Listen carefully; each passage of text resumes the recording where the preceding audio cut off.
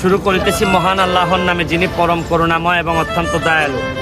এই ছাতকে আমি ছাতক উপজেলা থেকে রওনা দিলাম ত্রাণ নিয়ে। এখানে একটা জায়গায় যাব। আমরা কোন জায়গায় যাব হাবিব?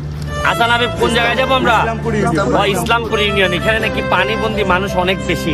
আপনারা পানির অবস্থা দেখলে বুঝতে পারবেন যে পুরা পানি আর পানি, চারদিকেই পানি। ছোট্ট শুধু ওই থানাটা দেখলাম অল্প।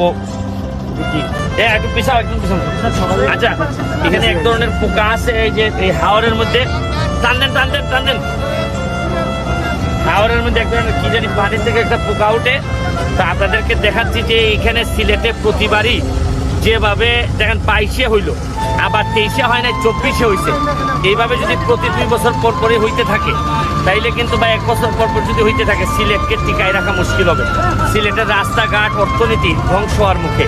এগুলা থেকে বেরোয় আসতে হবে, সবাইকে একসাথে বসতে হবে। আমাদের বসে বুঝতে হবে যে আমরা যেভাবে রাস্তাঘাট ভরাট করে ফেলছি, পুকুর ভরাট করে ফেলছি, জলাশয় ভরাট করে ফেলছি, বড় বড় বিল্ডিং বানাচ্ছি, এইগুলার পাপের ফসলও অনেকটা আমাদেরকে এই নির্যাতনের এখন নির্যাতিত করতেছে বা নির্যাতন করতেছে।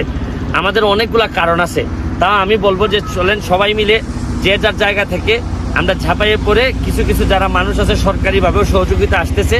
আমি ধন্যবাদ জানাচ্ছি মাননীয় প্রধানমন্ত্রীকে।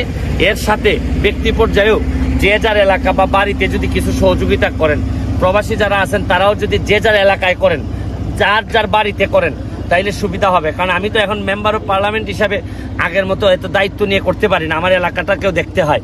তারপরে বলবো এখন আপনারা আমার জায়গায় এসে আমার মতো করে যেভাবে আমি 22-এ করছিলাম, এইভাবে প্রতিটা পরিবার থেকে একটা লোক যদি দাঁড়াই যান, আর আপনারা প্রবাসীরা এবং দেশের বিভিন্ন বিত্তশালীরা সহযোগিতা করেন, তাইলে কিন্তু অনেক দূর আগাই যাবে, কিন্তু আমাদের অনেক কষ্ট কমে যাবে মানুষের।